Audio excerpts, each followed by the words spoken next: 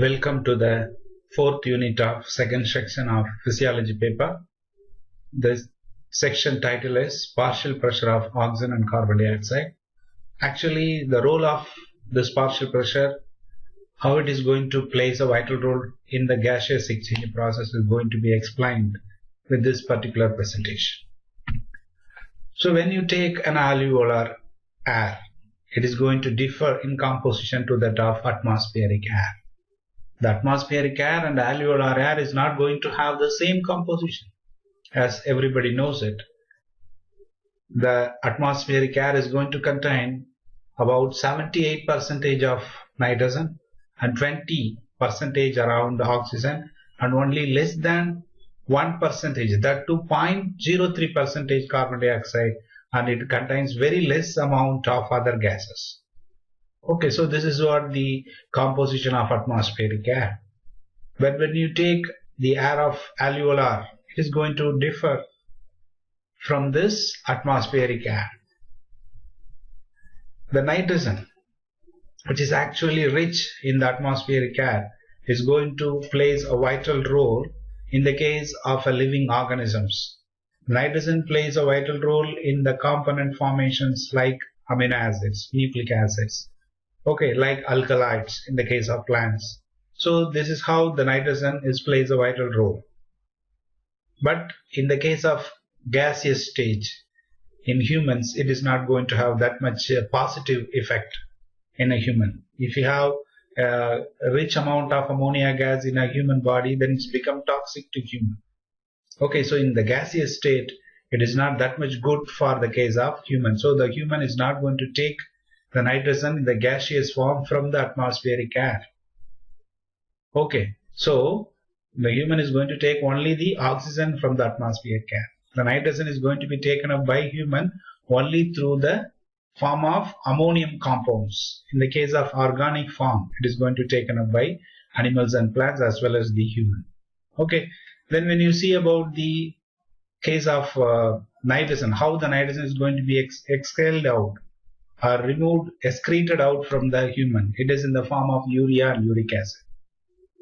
Okay, so similarly you can see the places where you are releasing the urine, which is going to have a ammonia smell. Okay, so that's because of the breakdown of this urea. You are able to smell that particular ammonia smell. Even the decay of flesh materials. When the tissue part of human body decayed, it is going to release a odor. So that's because of the compounds like putrescine and cadaverine. So these type of compounds are going to produce such bad odor, which is going to be coming out of this decay body matter. Then oxygen, if you see out of this nitrogen, the other component which present high concentration in atmospheric air is the oxygen. That's why we are taking that oxygen. Why we are not taking nitrogen? Because nitrogen is considered to be as a toxic to human in the gaseous form. So we are taking the oxygen to the human beings, which is present in the next highest level to this nitrogen during this respiratory process. The oxygen is required to produce an energy.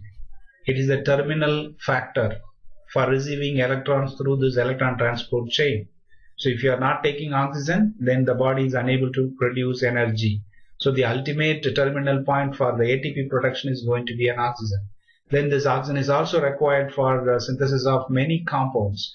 So the oxygen plays a vital role in carbohydrate, in lipids, in nucleic acid, even in amino acids. So the major macromolecules of humans or living organisms require this oxygen. It may be either a carbohydrate or a lipid or an amino acid or protein or a nucleic acid. So they contain this oxygen. So that's why we need an oxygen.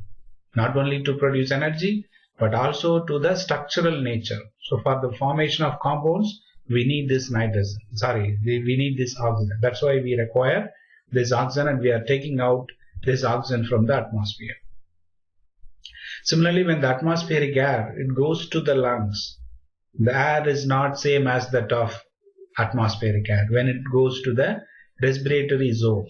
So when you see through the structure of lungs, The air passes the conducting zone and then it goes to the respiratory zone. So when it goes to the respiratory zone, the air temperature, the air composition, moisture is not same. So when the air goes through this conducting zone, before reaching this respiratory zone, it gets humidified. Why this humidified is required? Because to compensate the pressure of the atmospheric air and the body, organism air. Okay, so the alveoli air, partial pressure of alveoli air as well as the partial pressure of atmospheric air. So you have to make a equilibration between these two. So this is achieved by means of this humidification process when the air follows through the respiratory tract.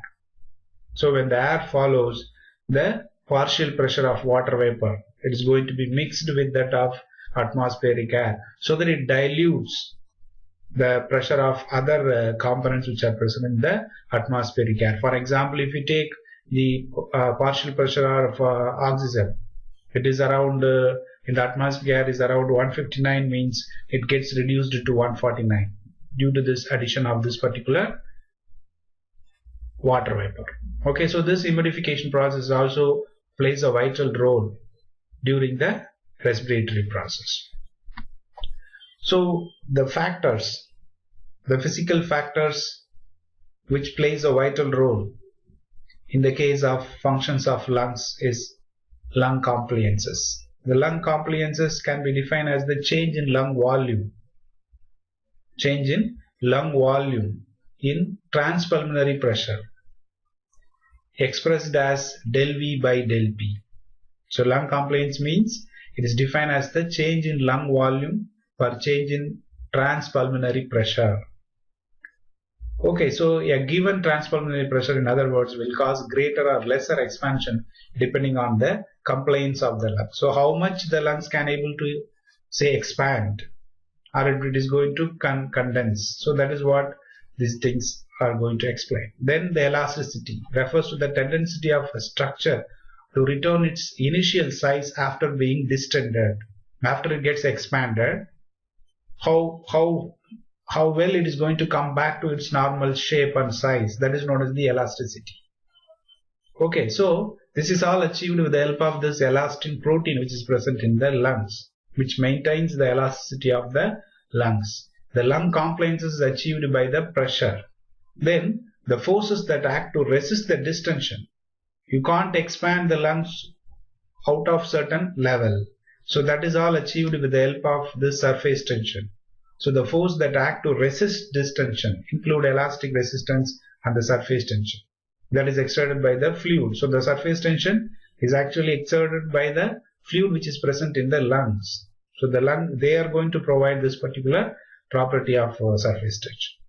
Then by these physical properties, then the law of Laplace is also going to support how much the lung is going to expand or whether the lung is going to say condense. So the law of Laplace states that the pressure thus created is directly proportional to the surface tension and inversely proportional to the radius of the alveoli. That means what? If the radius of the alveoli is greater, then the pressure is going to decrease. Then when the radius is shorter, then you can see the pressure is going to be high. So that is how the variations in the lung status, the alveoli status, the availability of the diameter of the space will change the pressure. Again, the change in the pressure is going to change the gaseous exchange process. If you see, this is the final diagram of the whole gaseous exchange process with respect to the pressure changes, especially partial pressure changes. Okay, when you take an atmospheric pressure, the partial pressure of oxygen is around 160 mmHg, whereas the carbon dioxide is 0.3 mmHg. When it reaches alveoli, the partial pressure of oxygen is around 105. The carbon dioxide is actually increased due to the inflow of carbon dioxide from the blood to 40 mmHg. Then the partial pressure of oxygen, since it is higher 105, whereas in blood the partial pressure of oxygen is 40 mmHg, the partial pressure, the oxygen flows from the atmospheric air to the blood. It gets dissolved. That's what we are going to see in the next slide. So there are forces, or say the laws, which says when the higher the partial pressure, then the amount of oxygen, the amount of gas which is going to dissolve in a solvent or in a liquid is going to be higher. So the partial pressure of oxygen is higher in the case of alveolar air when compared to the blood. The oxygen dissolves, then the partial pressure of the blood as well as the alveoli, it gets equilibrated. Then the blood carries the oxygen to the tissue. Then in the tissue, since the oxygen level is going to be, the tissue is less than 40 mmHg, in the blood the partial pressure of oxygen is 100 mmHg. So the again oxygen transferred from the blood to the cells. Then equilibration is achieved, say around 40 mmHg. Then again it comes back to the lungs, then it takes away oxygen. Vice versa, in the case of tissue, the partial pressure for carbon dioxide is around 46 mmHg, whereas in the case of blood is around 40 mmHg. So the carbon dioxide moves from the cells to the blood, then it equilibrated to 46 mmHg, then it comes to lungs as a 46 mmHg. Then the atmospheric air contains very less amount of carbon dioxide, so the carbon dioxide is going to equilibrated with the alveolar air to 40 mmHg. Then from the alveoli, the carbon dioxide is going to be exhaled out. Okay, so this is how the partial pressure changes from the alveoli to the blood in lungs. Similarly, from the blood and the cells in the case of tissue part. So the partial pressure difference actually makes all these gaseous exchanges are found to be very easy. So if there is no change in these partial pressures or in the pressures, then we may not expect these gaseous exchanges to take place. That's why everybody is talking about we have to maintain the composition of atmospheric air. We have to maintain oxygen in the atmospheric air to a particular level. Because if you are not maintaining the oxygen in the atmospheric level to a particular value, then it will affect this gaseous exchange process. Once this gaseous exchange process is affected, then you will see that it will in turn affect the growth of the organism, survival of the organisms.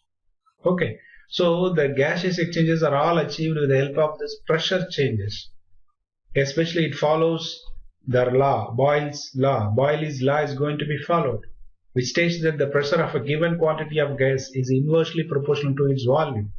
So if volume is increased, the pressure is going to decrease. So that's why when the lungs volume increases, the pressure inside the lung is going to decrease. So the air from the outside is going to come into lung. So that's how we are able to inhale the air.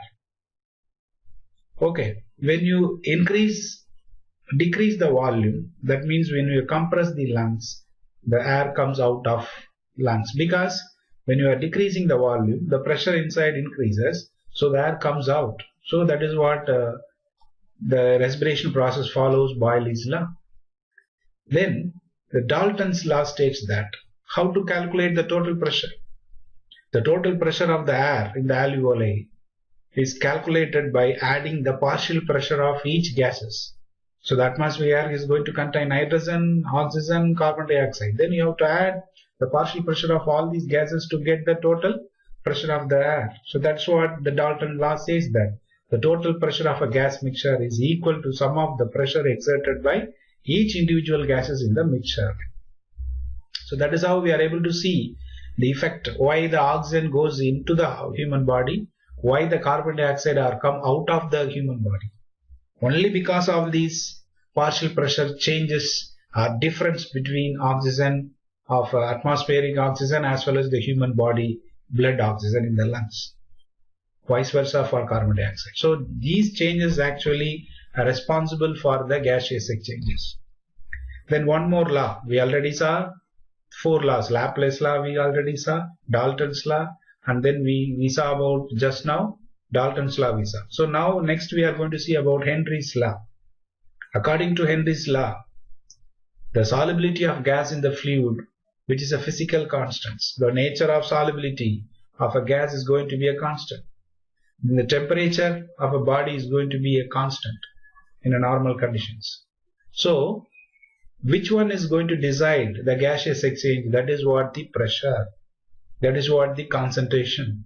So the concentration of a gas dissolved in a fluid is directly proportional to its partial pressure. That's what Henry's law says that.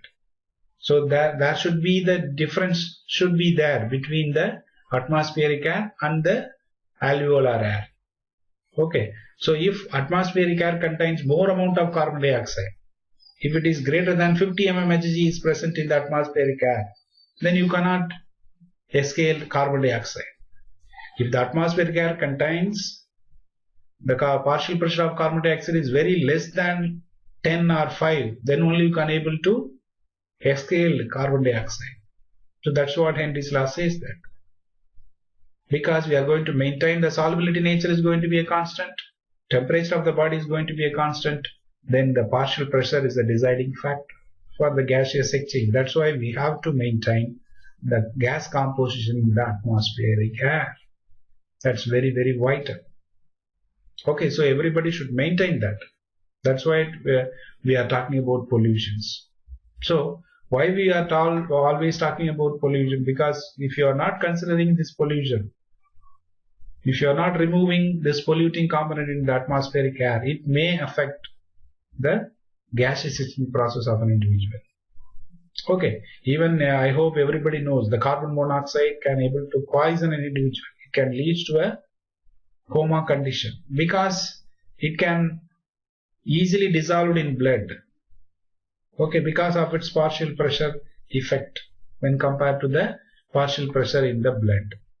For example, if you take a person with a partial pressure of 100 mmHg, okay, so the amount of oxygen will be dissolved is around 0.3 ml per 100 ml blood at 37 degrees Celsius.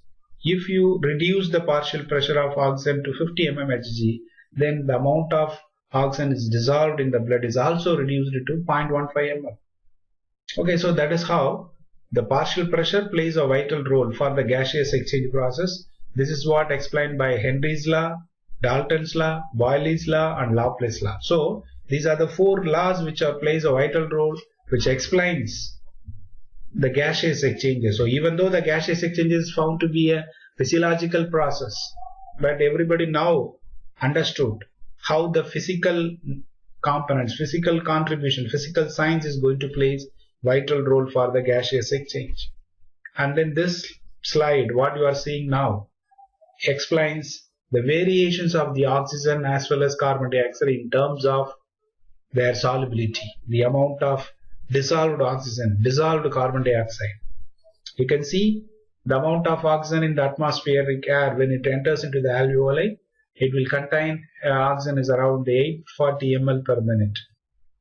Then when it reaches a blood, the 750 ml of oxygen is converted into 1000 ml.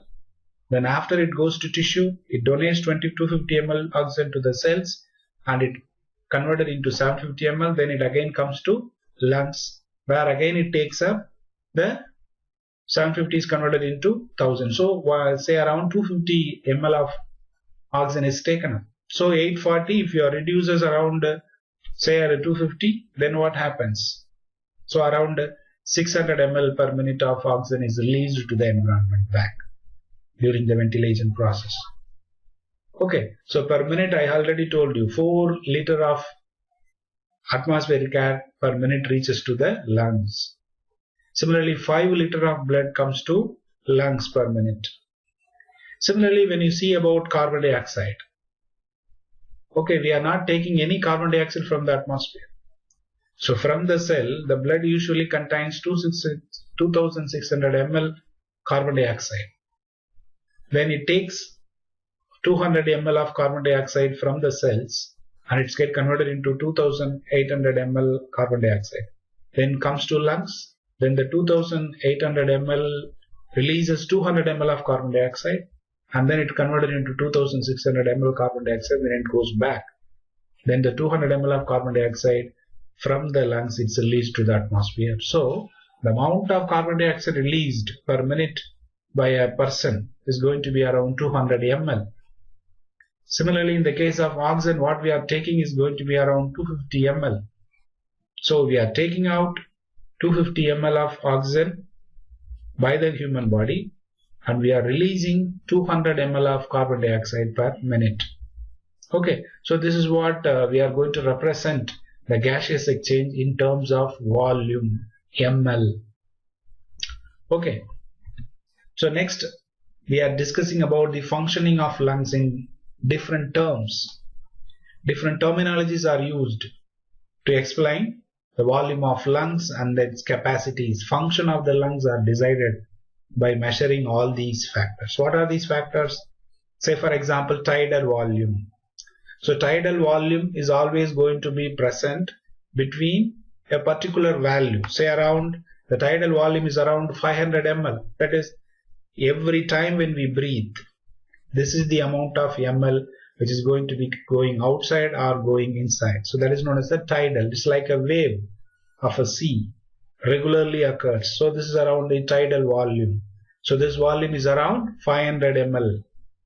The next capacity is known as the inspiratory reserve volume. How much you can expand the amount of inhalation of an air, that is known as the inspiratory reserve volume. The amount of air in excess of tidal inspiration that can be inhaled with maximum effort. So you can take 3000 ml of air, that is known as the inspiratory reserve volume. So what is the expiratory reserve volume? You can see the downstairs, third. That is the amount of air you can remove from your lungs by stress. That is around 1200 ml you can release out. What is the residual volume? So residual volume means the volume of air which is always present in the lungs, which actually prevents the collapsing of lungs. That is known as the residual volume. Number 4 is a residual volume. This is around again 1200 ml of air always present in the lung. Then vital capacity. So this is the how much amount we can exhaled with stress and inhaled with stress and in normal mechanism. So that is known as the vital capacity. Addition of inspiratory reserve volume, tidal volume and expiratory reserve volume. So 1200, 500 and then 3000. So it is going to be around, vital capacity is 4700 ml. So these capacities are going to come by the addition of the respiratory volumes. That's why they are called as the respiratory capacities. So again, inspiratory capacity, it is going to be the addition of tidal volume and inspiratory reserve volume. Then functional residual capacity, it is going to be the addition of expiratory reserve volume and residual volume. That is what functional residual capacity. Then the total lung capacity, it is nothing but inspiratory reserve volume, tidal volume, expiratory reserve volume and residual volume. So these 4 factors can be combined to give the total lung capacity. So the total lung capacity is around 5900 ml of air which can be possibly present in a normal lung. Okay, how much? 5900 ml. Around 6 liter of air can be stayed in a lung. Okay, so in a time, that is known as the total lung capacity. So by measuring these volumes, these values in a lung, we will know that whether the lung is functioning properly or not. So you can measure how much amount of air you are releasing per minute. So it should be around 500 ml. When you are forced to inhale, how much amount of air you should able to inhale, and you are forced to exhale, how much amount you can able to exhale. So these things can be measured to know the status of the lung, whether the lung is functioning in a proper order or not, can be assessed with these type of lung volumes and capacity. So capacities are produced by the combination of these volumes. Then the other factor is going to be the oxygen dissociation curve.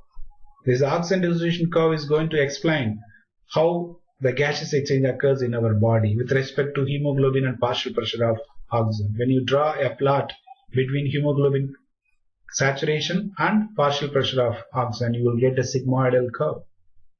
Okay, so as the partial pressure of oxygen increases, the hemoglobin saturation with oxygen increases and vice versa.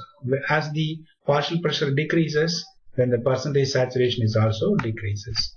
These reactions can be varied. If you see artery, usually you have the topmost region of the oxygen dissociation curve is going to represent the reaction occurs in arteries. When you come down, it is going to usually represent the reactions occurs in the veins. And the shape of this oxygen dissociation curve can be changed by the other components like DPG.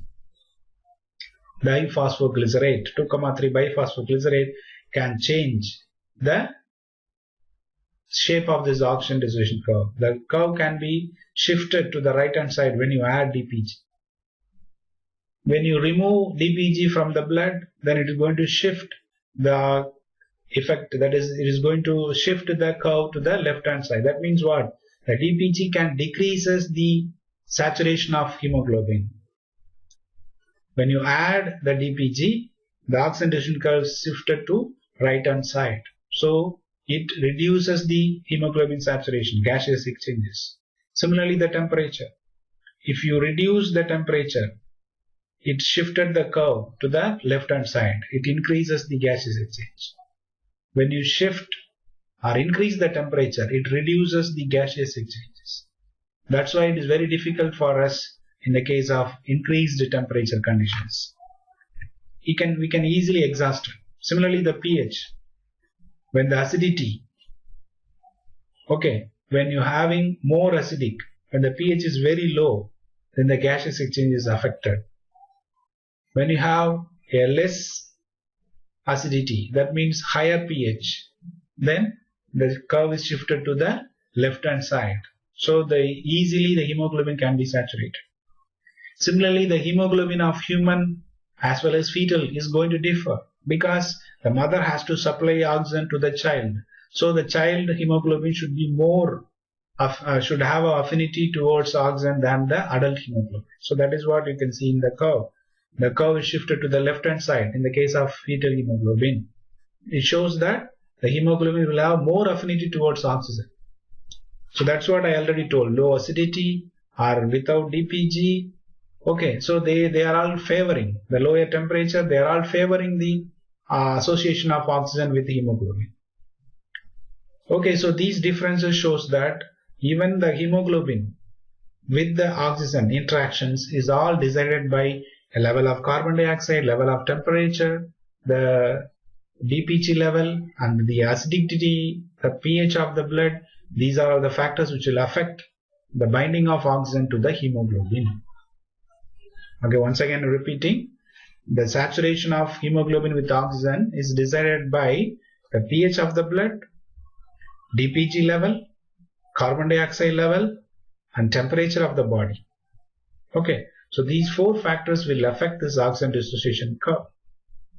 And then in the case of fetus, in the case of adult, even the case of children, the hemoglobin composition and the affection of affinity of hemoglobin towards the oxygen is also going to vary. That's what you can see in the graph itself. The fetal hemoglobin is going to have more affinity with the hemoglobin when compared to the adult. Because of this reason only, the mother is able to give the oxygen to the fetus. If fetus and adult will have the same hemoglobin, then this is not possible. The transfer of oxygen from the mother to the fetus is not possible. So that is how the evolution makes these changes. The fetal hemoglobin is different, adult hemoglobin different. That means variation in the hemoglobin sequence of a alpha and beta chain, nothing else. So this is how the effect of factors can cause. Even brain controls the exhalation and inhalation process. We have different centers for the regulation of this particular respiratory phenomena. We have pneumotaxic center and pneustic center, which will control the exhalation and inhalation process. It can be stimulated or it can be suppressed. And then the ventral respiratory group as well as dorsal respiratory group will be controlled by medulla oblongata region. And pons is the region which controls the respiratory mechanisms. So how we will respirate, how will we expire. So the pressure changes is the ultimate aim for the inhalation and exhalation process. You can see that when the pressure is reduced to 757 mmHg, you inspire air. When the pressure is raised to 766 mg, then you exhale the air. So this is how The pressure changes which is created inside the lungs will make us to inspire as well as expire. So that is what the ultimate aim of this class. Okay, so with these few words I conclude this particular presentation. If you have any questions, you can contact me either through mail sivabio@gmail.com or through phone number 9865866168. For the presentation we used Ganong's Review of Medical Physiology paper, Guyton Hall textbook of Medical Physiology, Wander's Human Physiology paper, Color Atlas of Physiology paper, and Fox Human Physiology paper, and the Essential of Medical Physiology book. So you can also refer these books to get the knowledge about this particular topic. So with these few words I conclude presentation. Thank you very much for your listening. Thank you.